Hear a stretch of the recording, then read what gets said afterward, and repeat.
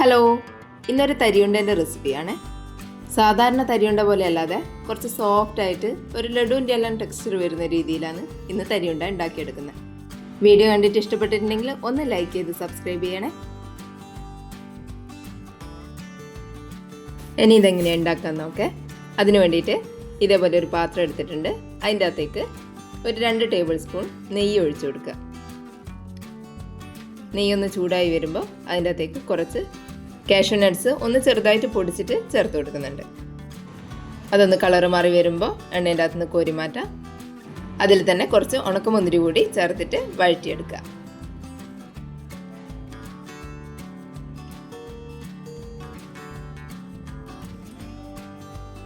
ഇനി അതിൻ്റെ അകത്തേക്ക് 1 കപ്പ് അളവിൽ റവ ചേർത്ത് കൊടുക്കുക. ഇനി റവ നന്നായിട്ട് ഈ നെയ്യിൽ മൂപ്പിച്ചെടുക്കണം. വറുത്ത റവയാണെങ്കിലും വറുക്കാത്ത റവയാണെങ്കിലും എന്തായാലും ഈ നെയ്യിലിട്ടിട്ട് ഒന്ന് മൂപ്പിച്ചെടുക്കണം. ഒരു 5 മിനിറ്റ് നേരം ലോ ഫ്ലെയിമിൽ വെച്ചിട്ട് ഇതുപോലെ ഒന്ന് വറുത്തെടുക്കുക.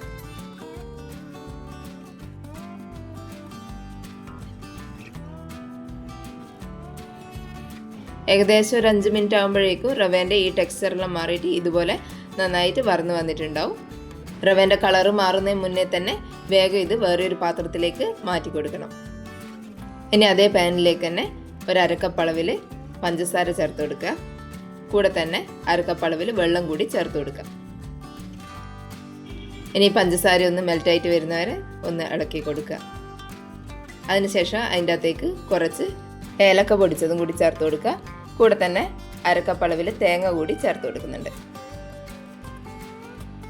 ഇനി ഇത് നന്നായിട്ടൊന്ന് തിളച്ച് വരുമ്പോൾ ഇതിൻ്റെ അകത്തേക്ക് ഒരു 1/4 കപ്പ് അളവിൽ പാല് കൂടി ചേർത്ത് കൊടുക്കുക.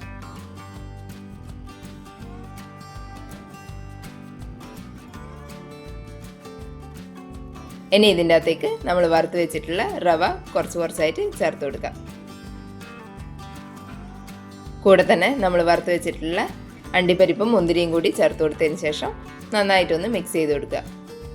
റവ കട്ടയൊന്നും പിടിക്കാത്ത വിധത്തിൽ പെട്ടെന്ന് തന്നെ ഇതൊന്ന് മിക്സ് ചെയ്തെടുക്കുക.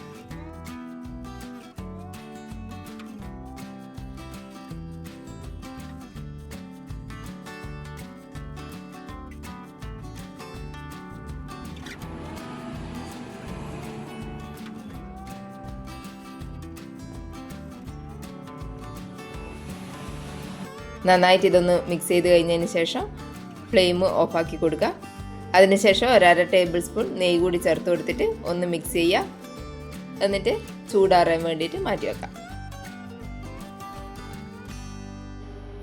ചൂടെല്ലാം മാറിക്കഴിഞ്ഞതിന് ശേഷം കയ്യിൽ ഇതുപോലെ കുറച്ച് എണ്ണ തടവി കൊടുത്തിട്ട് ഇതിൻ്റെ അകത്തുനിന്ന് കുറച്ചെടുത്തിട്ട് ഇതുപോലെ നന്നായിട്ട് ഉരുട്ടിയെടുക്കുക. നല്ല ചൂടോടെയൊന്നും ചെയ്യണമെന്നില്ല. കുറച്ച് ചൂടാറിക്കഴിഞ്ഞ് നമ്മളെ കയ്യിൽ പിടിക്കാൻ പറ്റുന്ന ചൂടിൽ മാത്രം ചെയ്തെടുത്താൽ മതി. ഇതേപോലെ ബാക്കിയുള്ളതും കൂടി ചെയ്തെടുക്കാം. പെട്ടെന്ന് ഉണ്ടാക്കിയെടുക്കാൻ പറ്റിയ ഒരു റെസിപ്പിയാണ്. എല്ലാവരും ഒന്ന് ട്രൈ ചെയ്ത് നോക്കണേ. വീഡിയോ കണ്ടിട്ട് ഇഷ്ടപ്പെട്ടിട്ടുണ്ടെങ്കിൽ ഒന്ന് ലൈക്ക് ചെയ്ത് സബ്സ്ക്രൈബ് ചെയ്യണേ. താങ്ക്